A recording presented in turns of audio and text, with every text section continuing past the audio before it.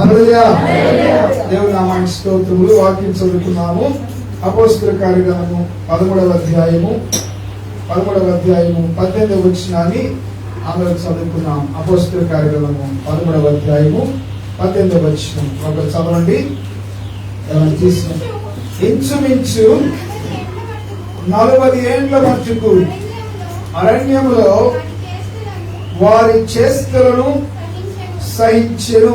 దేవుని నామానికి స్తోత్రములు. పౌలు భక్తుడు మొట్టమొదటి సువార్త ప్రయాణం, ఆయన 3 సువార్త ప్రయాణాలు చేశాడు.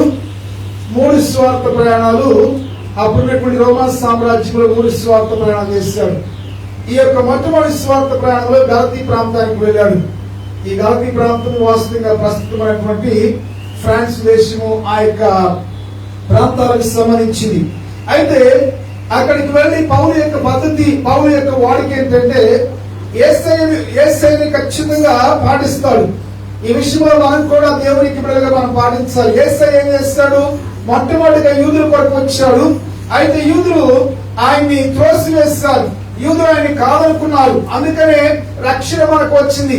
పౌలు చక్కటి మాట, వాస్తవంగా రోమా పత్రిక ఒక అద్భుతమైనటువంటి మాట, మనకు రక్షణ ఎలా వచ్చిందో పౌలు చెప్తారు. చూడండి ఒకసారి రండి, రోమపత్రిక 11వ అధ్యాయానికి రండి. రోమపత్రిక 11వ అధ్యాయము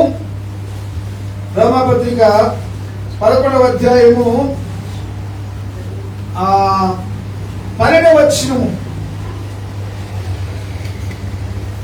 వారికి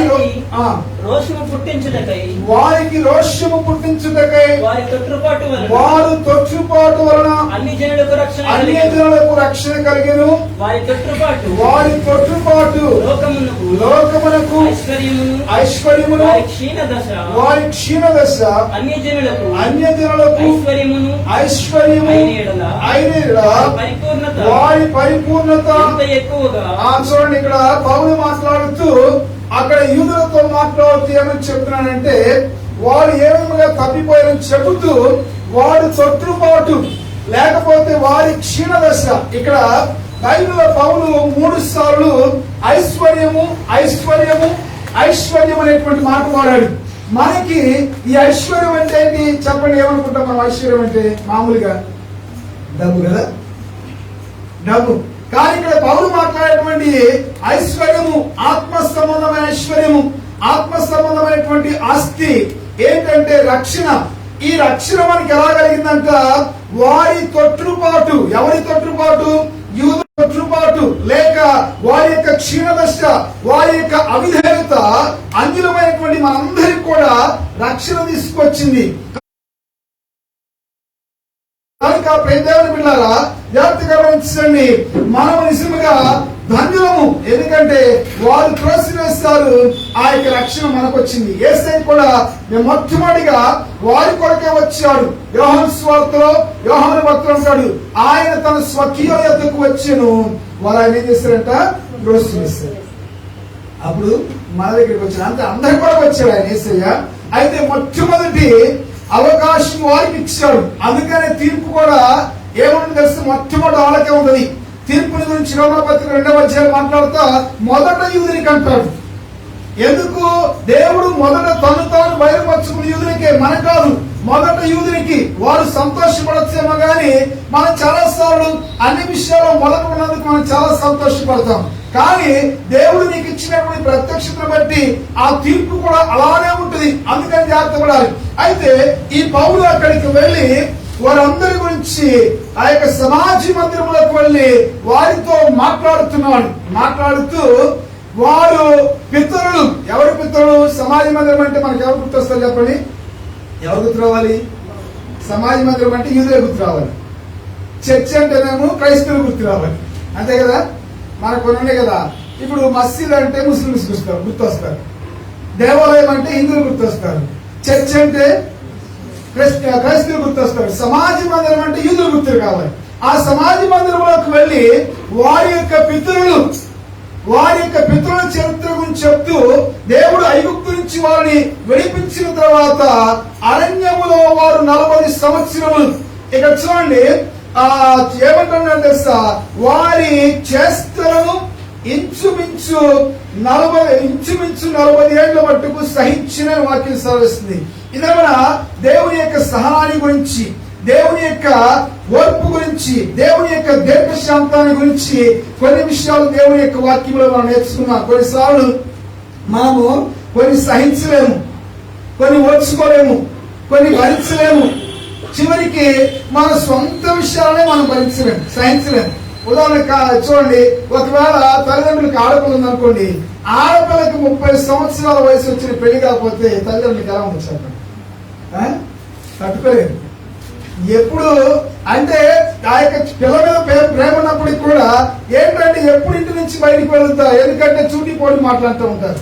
కొన్నిసార్లు మనం సహించలేము, కానీ దేవుని యొక్క దీర్ఘశాంతము, దేవుని యొక్క సహనము, దేవుని యొక్క ఓర్పు, అంతకుముందు మీకు చెప్పాను, సహనం అనేది పరిస్థితులకు సంబంధించింది, దీర్ఘశాంతం అనేది మనుషులకు సంబంధించింది. మరి దేవుడు మన విషయంలో ఎంత దీర్ఘశాంతపడి ఉన్నాడో ఇక్కడ మనం లేఖనంలో చూస్తాం. ముఖ్యంగా యూదుల గురించి మాట్లాడుతూ ఉన్నాడు. మాట్లాడుతుంట వారి చేష్టలంటే అర్థం ఏంటి? చేష్టలు అనే మాట ఎప్పుడు పడతాం మనం?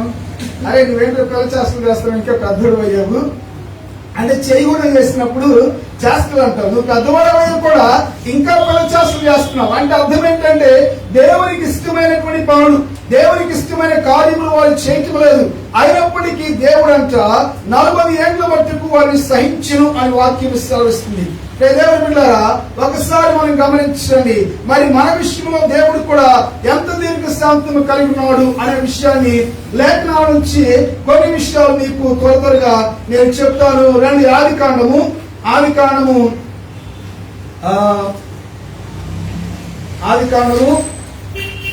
5వ అధ్యాయము 27వ వచనం. ఆదికాండం 5వ అధ్యాయం 27వ వచనం చదవండి. మెతూషెల దినములన్నీ 969 ఏండ్లు. అప్పుడు అతడు మెతూషెల అనగానే మనకేం గుర్తు రావాలి? క్రైస్తవులకి ఎక్కువ కాలం బ్రతికినవాడు అని గుర్తు రావాలి కదా. మెతూషెలను దేవుడు ఎక్కువ కాలం ఎందుకు బ్రతికించాడు? మెతూషెల వాస్తవ ఇంగ్లీష్ లో దాని యొక్క అర్థం వేరుగా ఉంది. ఇప్పుడు మనకి ఇంగ్లీష్ అర్థం అవుతుంది, కానీ ఆ యొక్క పురాతన భాషలో లేకపోతే ప్రాచీన భాషలో మెతూషెల అంటే అర్థం ఏంటంటే తెలుగులో ఖచ్చితంగా ఇవ్వలేదు, కానీ ఇంగ్లీష్ లో when he dice it shall happen అని ఉంది. అంటే ఆయన చచ్చిపోయినప్పుడు అది జరుగుతుంది అని. వాస్తవంగా దేవుడు మెతూషెలను అంతకాలం ఎందుకు బ్రతికించాడు? అందరికన్నా ఎక్కువగా 969 సంవత్సరాలు ఎందుకు బ్రతికించాడు? నేను చాలాసార్లు ఆలోచించలా. వాస్తవంగా ఈ యొక్క పేరుకి కరెక్ట్ అర్థం లేదు, కానీ అదే అర్థము ఆ సెమాంటిక్ భాషలో. అయితే ఆలోచించిన మాట వారు కూడా ఆలోచించరా. అయితే ఎక్కువ కాలం ఎందుకు బ్రతికించాడు అంటే కారణం ఏంటంటే దేవుని యొక్క వాక్యం మనం చూసినట్లయితే అప్పటికి తరములన్నీ కూడా చెడిపోయినాయి. మెతూషెల యొక్క తండ్రి ఎవరంటే హానోకు. ఆ తరములో హానోకు అంటే అర్థం ఏంటంటే దేవునికి ప్రతిష్ఠితుడు. అందరూ చెడిపోయినప్పటికి కూడా, అందరూ దేవునికి అవిధేయులుగా, అందరూ దేవునికి అయిష్టులుగా బ్రతుకుతున్నప్పుడు కూడా దేవుని కొరకు ప్రత్యేకముగా జీవించినటువంటి వ్యక్తి. అయితే ఆ వ్యక్తి గర్భం నుండి వచ్చాడు ఈ మెతూషెల. మెతూషెలను దేవుడు ఎక్కువ కాలం బ్రతికించాడు.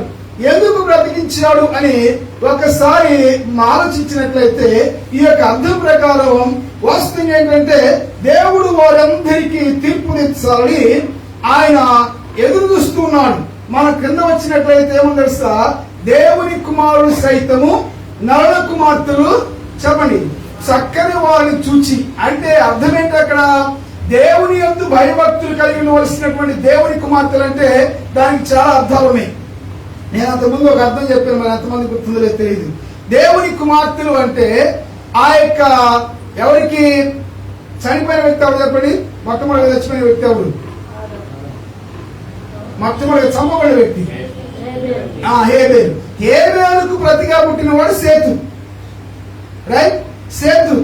అయితే ఇక్కడ రెండు లైన్స్ ఉన్నవి, 2 వంశాలు ఉన్నవి. ఒకటేమో సేతు సంతానము, రెండవది ఎవరంటే ఎవరి సంతానం? కయ్యూని సంతానం. వీరిద్దరు కూడా ఆదాము నుండి వచ్చారు. అయితే ఇక్కడ మనం గమనించండి, ఈ యొక్క దేవుని కుమారుడు అంటే చాలా అర్థాలు ఉన్నవి. దేవతలు అని కూడా అర్థం వస్తుంది.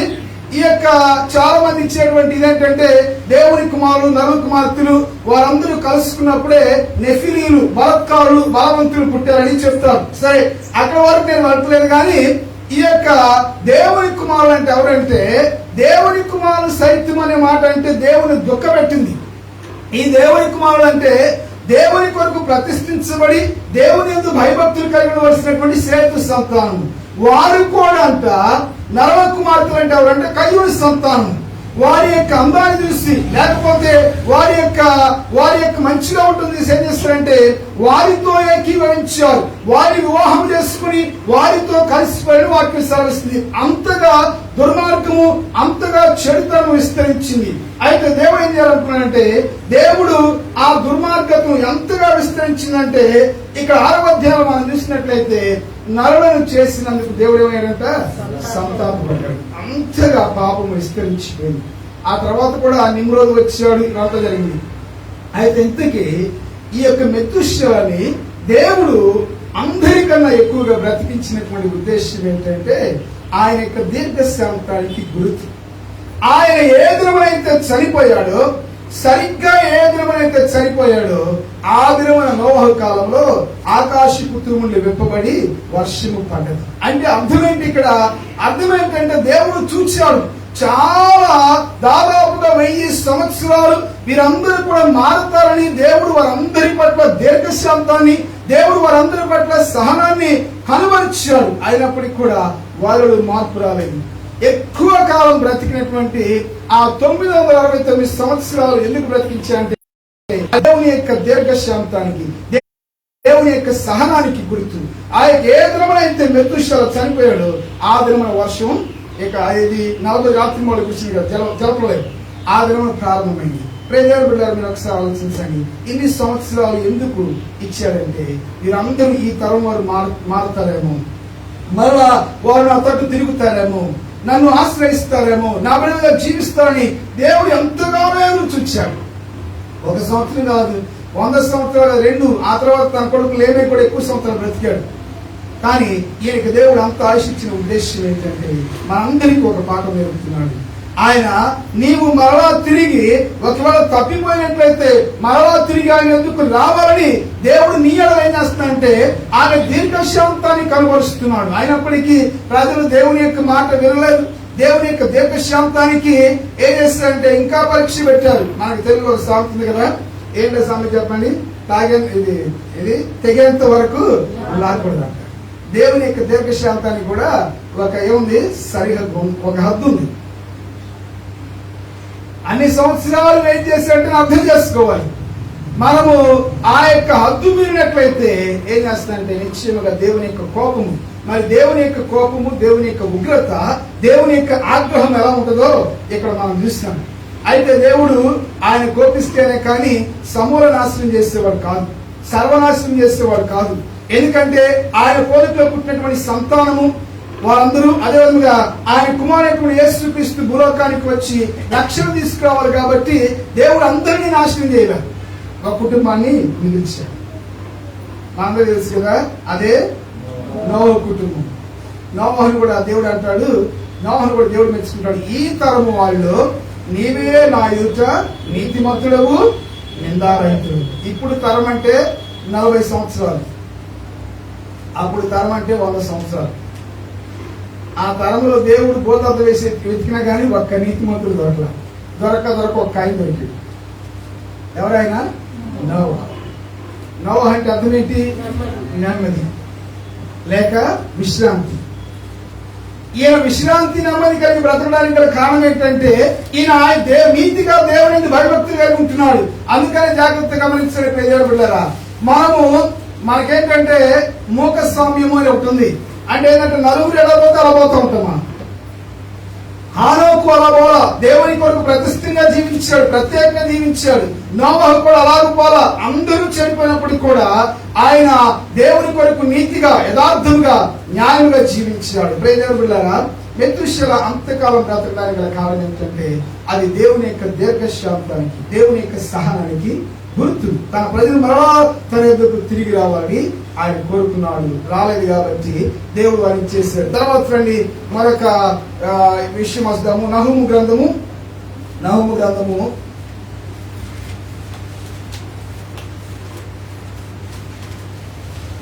మొదటి అధ్యాయము 2-3 వచనాలు చదవండి. నహూము గ్రంథము. యెహోవా రోషము గలవాడే ప్రతీకారము చేయవాడు, యెహోవా ప్రతీకారము చేయును. ఆయన మహోగ్రత గలవాడు, యెహోవా తన శత్రులకు ప్రతీకారము చేయును. తన విరోధులైన వారి మీద కోపముచ్చును. యెహోవా దీర్ఘశాంత. ఇక్కడ నహూము అంటే అర్థం ఏంటంటే ఆదరణ. ఎక్కడికి వచ్చాడు నహూము చెప్పండి? నహూము నినివేకి వచ్చాడు. ఈ నినివే పట్టణంలో ఉన్నటువంటి వారు ఎవరు? అష్షూరీయులు. అంతకుముందు ఎవరు వెళ్ళారా? ఎప్పుడు ఒకతను వెళ్ళాడా నినివేకి? చెప్పండి, ఎవరు వెళ్ళారా? యోనా. రైట్, యోనా వెళ్ళాడు. యోనా వెళ్ళి వారందరికీ కూడా దేవుని యొక్క తీర్పు రాబోతున్నది అని ప్రకటించినప్పుడు యోనా గ్రంథం మీరు చదివినట్లయితే రాజు మొదలుకొని పశువులు సైతము ఉపవాసం ఉండి దేవుని సేవలో ప్రార్థన చేసి పశ్చాత్తాపడ్డారంట.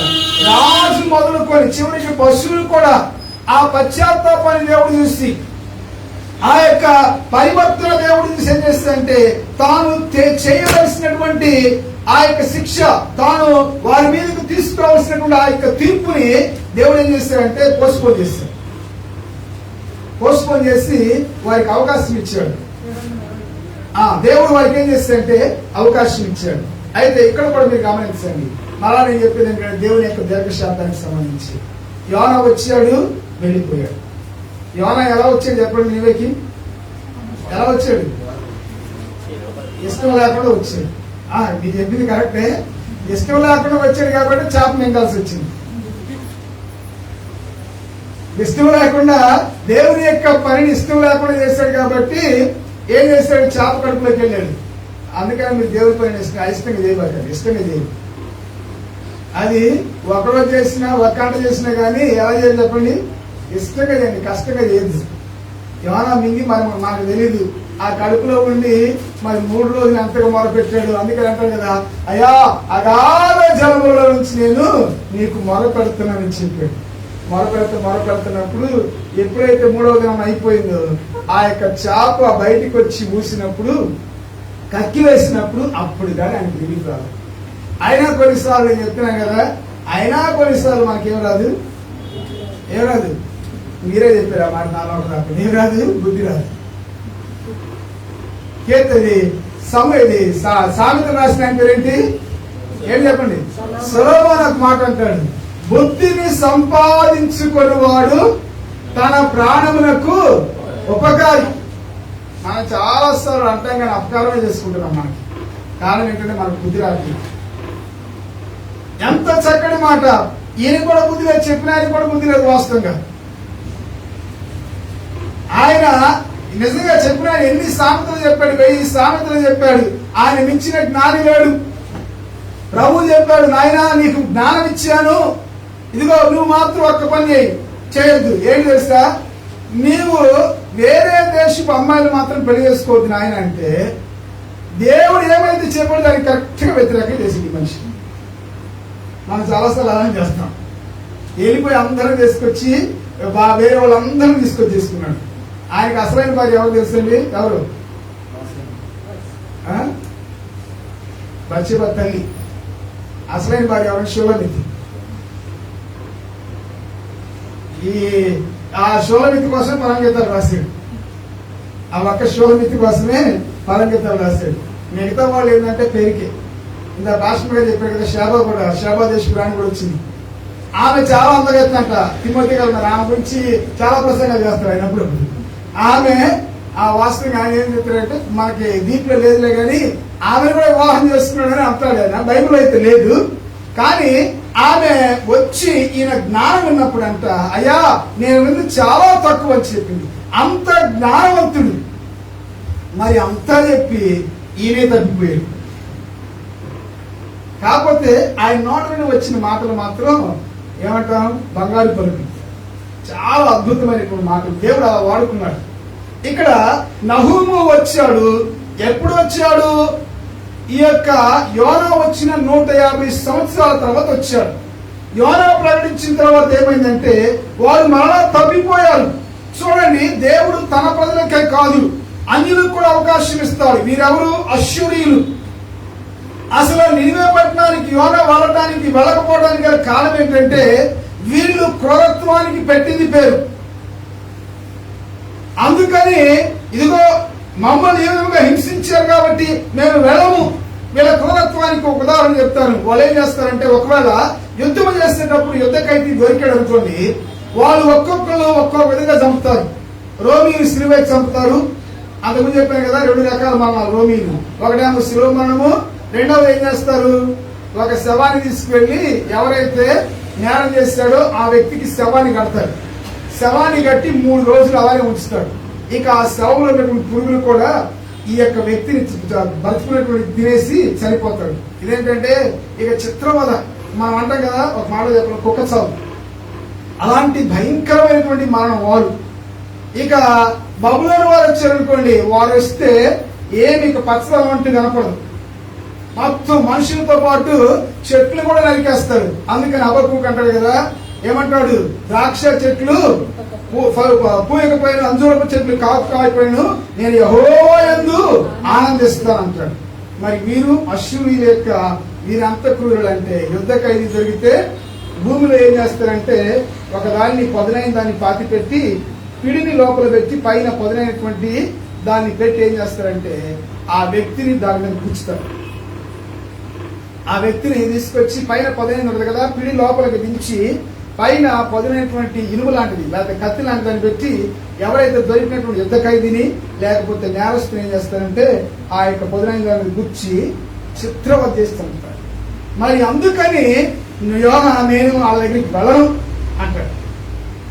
అయితే 150 సంవత్సరాలు దేవుడు వారికి మరలా అవకాశం ఇచ్చి ఇదిగో ఈ నహూమును పంపుతాడు. నహూము అంటే చెప్పాను కదా, ఆదరణ. ఈ ద్వారా దేవుడు ఆదరణ వాక్యం వాళ్ళ నహూమును పంపినప్పుడు నహూము అంటాడు. చూడండి, పైన దేవుని యొక్క ఉగ్రత గురించి మాట్లాడతాడు, దేవుని యొక్క కోపాన్ని గురించి మాట్లాడి 3వ వచనంలో అంటాడు, యెహోవా దీర్ఘశాంతపరుడు. ఆయన దీర్ఘశాంతుడు, ఆయన అంతా ఉగ్రత కలిగిన వాడు. మరి మనము అంతకుముందు ఎందుకంటే దేవుని యొక్క దీర్ఘశాంతాన్ని దేవుని యొక్క క్షమాపణ వారు అనుభవించారు కాబట్టి ఇదిగో మరలా నేను 150 సంవత్సరాల తర్వాత నేను మరలా మీ వద్దకు వచ్చాను. ఈ 150 సంవత్సరాలు మీర దేవుడు సహనము కలిగి ఓర్పు కలిగి ఉన్నాడు. మరలా దేవుని యొక్క తట్టు తిరగండి అంటే ఈసారి తిరగలేదు. అందుకనే వారి మీదకి దేవుని యొక్క ఉగ్రత వచ్చింది. దేవుని బిడ్డలారా, మన దేవుడు ఓరకనే మనల్ని శిక్షించేవాడు కాదు. మనకు కావలసిన దానికన్నా ఎక్కువ సమయం మనకి ఇస్తాడు. అసలు ఆయన శిక్షించడానికి ఇష్టపడే దేవుడు కాదు.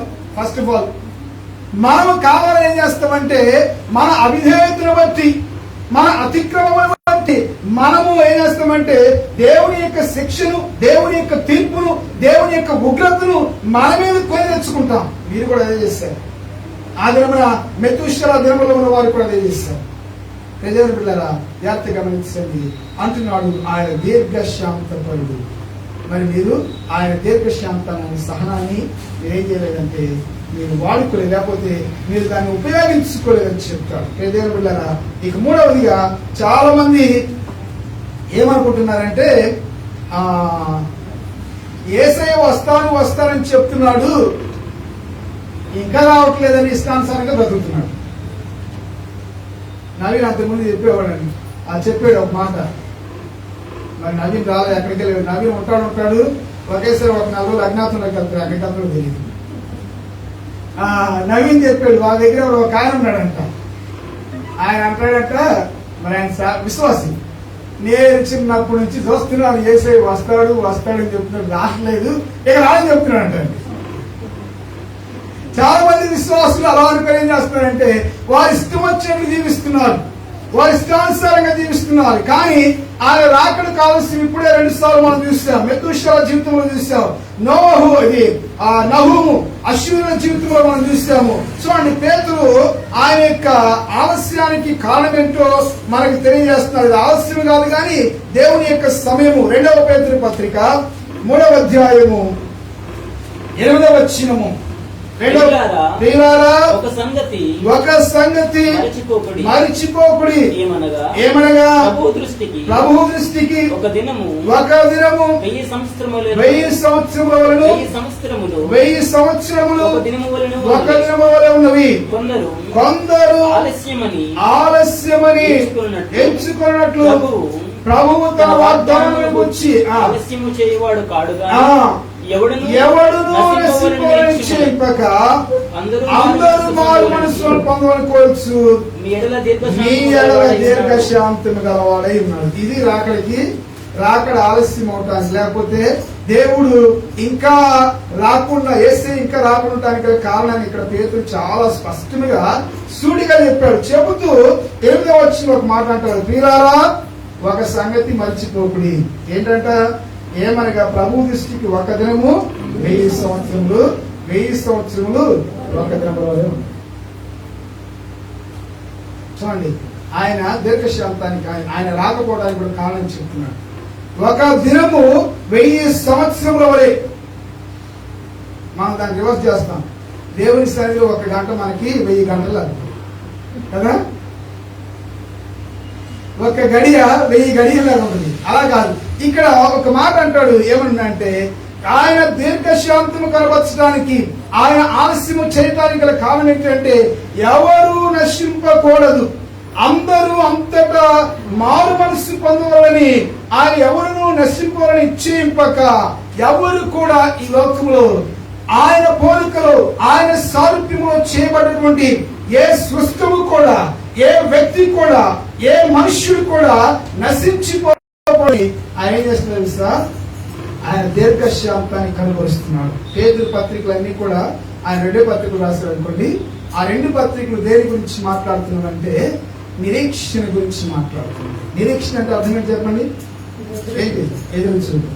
ఇంకొకటి నిరీక్షణ అంటే ఇది భవిష్యత్ పట్ల దృఢమైనటువంటి నిశ్చయత, ఆ కాన్ఫిడెంట్ ఎక్స్పెక్టేషన్ టువర్డ్స్ ఫ్యూచర్. అంటే దృఢమైన నిశ్చయత, ఆయన వస్తాడు. అందుకనే హెబ్రీ గ్రంథకర్త అంటాడు, ఆ యొక్క నిరీక్షణ మన ఆత్మకు ఎలా ఉన్నట లంగరు వలె ఉన్నది అంటున్నాడు. లంగరు మీకు తెలుసు కదా, ఎంత పెద్ద తుఫాన్ వచ్చినా గానీ అంత పెద్ద వాడు ఏం చేసింది? అట్లానే నిలిపేసింది,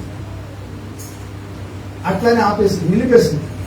మరి పేదేమిట్లారా, ఎన్ని రోజులు గడిచిపోయినా కానీ, ఎన్ని విపత్తులు, ఎన్ని ఉపద్రవాలు, ఎన్ని శ్రమలు మన జీవితంలో మనం ఎదుర్కొంటున్నా కానీ యేసుక్రీస్తు వస్తాడు అనేటువంటి శుభప్రదమైన నిరీక్షణ మన ఆత్మకి ఏం కావాలంటే లంగరు కావాలి.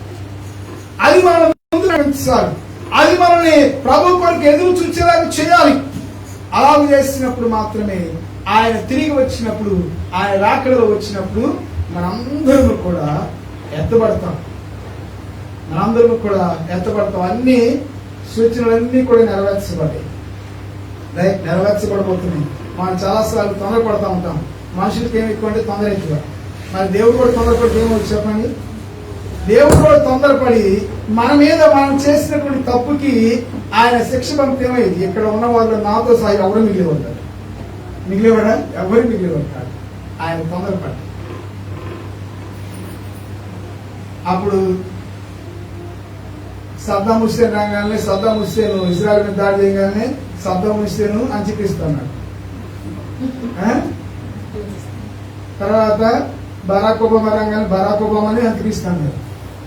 కరోనా రంగాన్ని చూడండి, దేవునికి తెలుసు. ఇంకొకటి ఏమంటాడంటే యేసయ్య, నాకు కూడా తెలియదు దేవునికి తప్ప నాకు కూడా తెలియదు. దేవుడు ఎప్పుడు అనుమతిస్తే అప్పుడు వస్తాడు.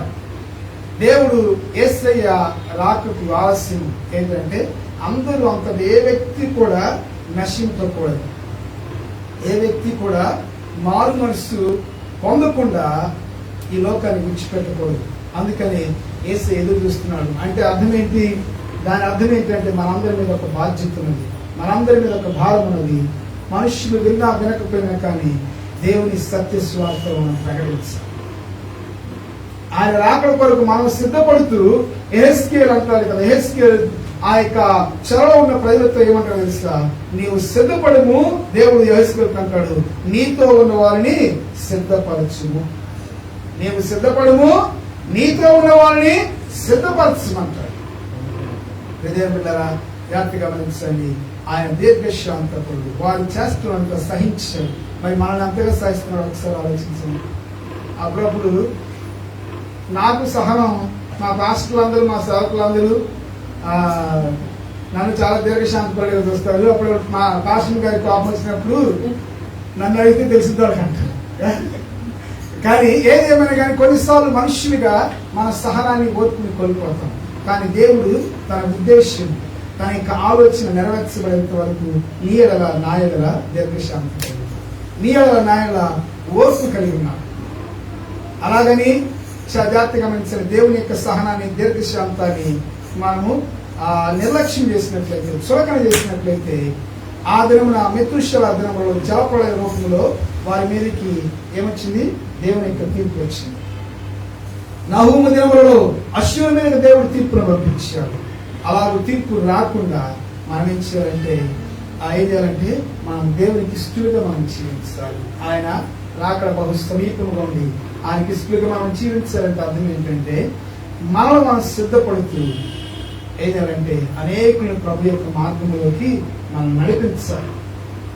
నేను చెప్పాను మీకు అంతకు ముందే, మీ దేవుని బిడ్డారా, మీకు ఈ లోకంలో ఎంతమంది స్నేహితులు ఉన్నారో నాకే తెలియదు. మీరు పరలోకంలో ధనం పుచ్చుకోవాలి, పరలోకంలో కూడా మీ స్నేహితులు కావాలి. అక్కడికి వెళ్ళిన తర్వాత స్నేహితులు అంటే అర్థం ఏంటి? ఒకవేళ మీరు స్వార్థ పరిచయం చేసి రక్షింపబడితే వారు మీకు స్నేహితులు అవుతారు. వారు మీకు పరలోకంలో స్వాగతం ఇస్తారు. నువ్వు ఒంటరి వాడు కాకూడదు. చాలా మంది ఏమనుకుంటారు? నేను రక్షించబడ్డానికి చాలే అనుకుంటారు. నీ రక్షణతో నువ్వు సంతృప్తి చెందొద్దు, నీ రక్షణతో నువ్వు పరిమితం కావద్దు. నీకు పరలోకం ఎవరు కావాలంటే నీ చుట్టూ స్నేహితులు కావాలి. పౌలుకి ఎంతమంది ఉంటారో అని కదా. అందుకని ఏం తెలుసా? స్వార్థ ప్రకటన ముగిస్తున్నాను. ఆ పౌలు స్వార్థ భారం కలిగినప్పుడు పౌలు అంటాడు కదా, నేను చాలాసార్లు మీకు చెప్పాను, అయ్యో స్వార్థ ప్రకటించిన నాకు. కనుక దేవుని సంగమా, దేవుడు మనందరి పట్ల, లోకం పట్లే కాదు విశ్వాసమైన మన పట్ల కూడా దేవుడు దీర్ఘశాంతం కలిగి ఉన్నాడు. మెతుషల చనిపోయిన దినమున వెంటనే లోకం మీదకి తీర్పు వచ్చింది. నీవు దాన్ని అనుమతించవద్దు. రెండవదిగా 150 సంవత్సరాల తర్వాత దేవుడు హెచ్చరించినా కానీ మరలా తిరిగి వెనక్కి వెళ్ళిపోయారు కాబట్టి అశ్షూరు మీదకి దేవుని యొక్క తీర్పు వచ్చింది. మరి 40 ఏళ్ళు దేవుడు వారిని సహించాడు. అప్పుడప్పుడు వారిని ఉగ్రత కూడా అప్పగించాడు. ఆ తర్వాత కూడా మీరు గమనించినట్లయితే ఇంకొక మాట చెప్పి నేను ముగిస్తాను. ఉత్తర రాజ్యమైనటువంటి 10 గోత్రాలైనటువంటి ఇశ్రాయేలు వారు ఏం చేస్తారంటే అశ్షూరు చెరకు వెళ్ళిపోయారు. ఆ తర్వాత 2 గోత్రాలు మిగిలి, యూదా, బెన్యామీను. ఆ 2 గోత్రాలకు కూడా దేవుడు ఒక 100 సంవత్సరాల అవకాశం ఇచ్చినా వారు కూడా దేవుని పట్టించుకోవాలి. అందుకని 100 సంవత్సరాల తర్వాత వారిని కూడా బబులోనికి, నెబుకద్నెజరుకు అప్పగించేసాడు దేవుడు. దేవుని బిడ్డలారా, జాగ్రత్తగా గమనించండి. మనందరం కూడా దేవుని యొక్క దీర్ఘశాంతాన్ని అనుభవిస్తూ, ఆయన దీర్ఘశాంతం యొక్క ఉద్దేశాన్ని లోకానికి తెలియజేస్తూ, సత్యస్వార్థ ప్రకటిస్తూ మనం సిద్ధపరచుకున్నాం. ఆ తర్వాత ఇతరులను కూడా మనం సిద్ధపరచాలి. మీ అందరికీ ఏం కావాలంటే, ఇక్కడ మీకు స్నేహితులు ఉన్నా లేకపోయినా పర్వాలేదు, కానీ పరలోకంలో మీకు ఒక కుటుంబం కావాలి. నీకు ఎవరు కావాలి? స్నేహితులు కావాలి, శ్రేయోభిలాషులు కావాలి. అలా చేయాలంటే నీవు సత్యస్వార్థ ప్రకటించాలి. యేసుక్రీస్తు స్వార్థ ప్రకటించడానికి అనుకూలత లేదు వీధులకు వెళ్ళి, అయినప్పటికీ కూడా నేను వ్యక్తిగతంగానైనా స్వార్థ ప్రకటించాలి. పౌలు తిమోతికి చెప్తూ, ఎఫెసులోని తిమోతికి చెప్పాడు తెలుసా, శ్రమపడుము. ఇది ఎవరికి ఇష్టం ఉండదులే కదా, ఇష్టమేనండి. శ్రమపడుము అంటాడు, స్వార్థికుని పని చేయమంటాడు, చాలా హెచ్చరికలు ఇస్తాడు, జాగ్రత్తగా ఉండమంటాడు. ప్రియమైన బిడ్డలారా, మనం జాగ్రత్తగా ఉండాలి, శ్రమ పడాలి, స్వార్థికుని పని చేయాలి. ఆయన రాకడ బహు సమీపముగా ఉన్నది. కనుక మనం సిద్ధపరుచుకుందాం, అనేకులు మనం సిద్ధపరుస్తాం. అతి కొత్త దేవుడు మనందరికీ దయచేయండి.